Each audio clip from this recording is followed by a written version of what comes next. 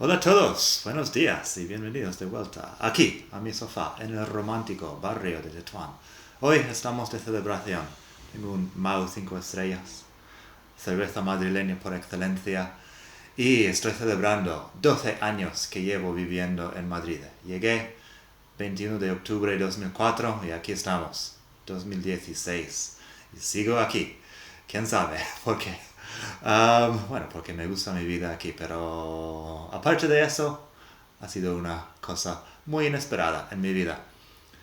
Otra cosa que está pasando, cosas que pasan a veces en el romántico barrio de Tetuán, me han cortado el agua en casa, así que estoy tomando cerveza para ahorrar agua.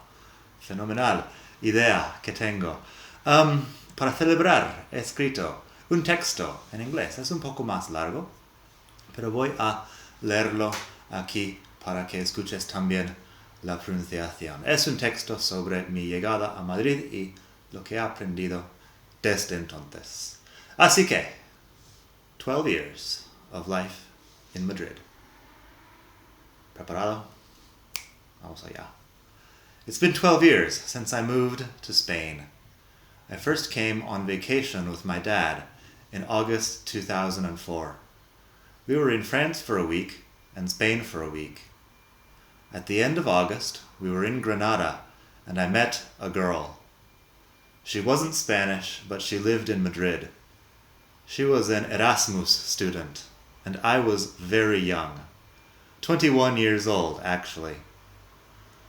I went back to Arizona, but suddenly my life wasn't working out.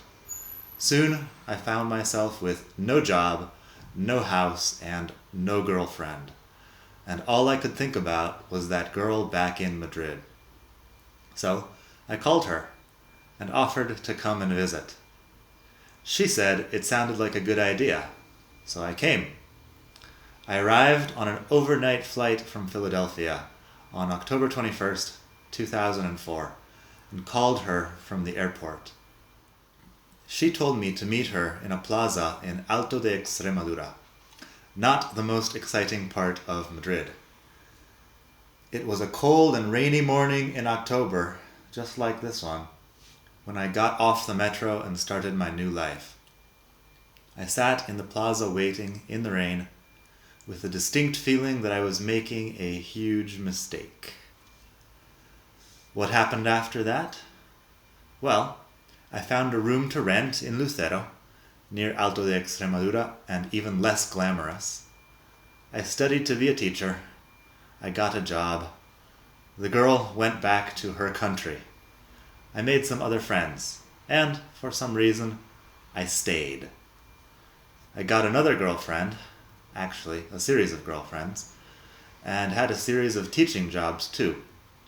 Some of them were bad, some of them were better, but I almost always enjoyed teaching. And I had always liked writing. During my first year in Madrid, I wrote a novel. It was never published, thank God. I moved to a house in Embajadores, and then another house in Puente de Vallecas. Around that time, I fell in love with a girl from the north of Spain, and she broke my heart. Then it was a girl from here in Madrid who broke my heart again. I think there was a girl from Brazil in there as well. It's a long story. With my heart broken, I started writing even more to keep myself busy. Estoy exagerando un poco aquí sobre cuántas veces me han roto el corazón, pero es mi novelista interior. Okay, siguiendo. I also started boxing. If you think having your heart broken hurts, you should try being punched in the face. That hurts more. Everything looked good, and except for the occasionally broken heart, I was happy with my life in Madrid. It was sure more exciting than Arizona. Eventually, I got a new girlfriend, this time from Italy. And then, a few years ago, my grandmother came to Spain. She loves to talk, and we talked about traveling. She's traveled around the world several times. And I listened to her and thought, I want to travel around the world too. I decided to start writing about English because I wanted to have the time to travel and a bit more money too. And I had decided long ago that writing novels wasn't a good life strategy. So I started writing a blog about English and getting followers, and writing books and making videos. Years went by. I struggled to make a little money as a writer, and as time went on, things got better. About 3 years ago, I moved to the north of Madrid, to the romántico barrio de Tetuán, que tiene agua esporádicamente. I broke up with my Italian girlfriend. This time it was actually my idea. And soon after that, I decided to quit my job and be a writer and blogger full-time. I was tired of getting up at 6 a.m. to go to my first class, and tired of getting home at 8 p.m. after my last class, after a long bus ride outside the city. So I quit, and here we are. Freedom! Precious freedom. I've learned a lot in these years, but mostly what I've learned is that your life is what you make of it. Everybody has difficult times. The economy collapses, like Spain's did several years ago, or your girlfriend leaves you for someone else, or your landlord threatens to kick you out of the house. The important thing is what you do next. Do you complain, or do you take action to make tomorrow even better? This is kind of like learning a language. You can complain, you can say, "This is hard," and use that as an excuse to give up. You can feel bad about where you are now and focus on your obstacles. Or you can dedicate some time every day to improving where you are now and focus on overcoming your obstacles. It's a choice we all make, and we make it every day. So, 12 years of life in Spain. I've had some good times here in Spain, and I've finally had the opportunity to travel too.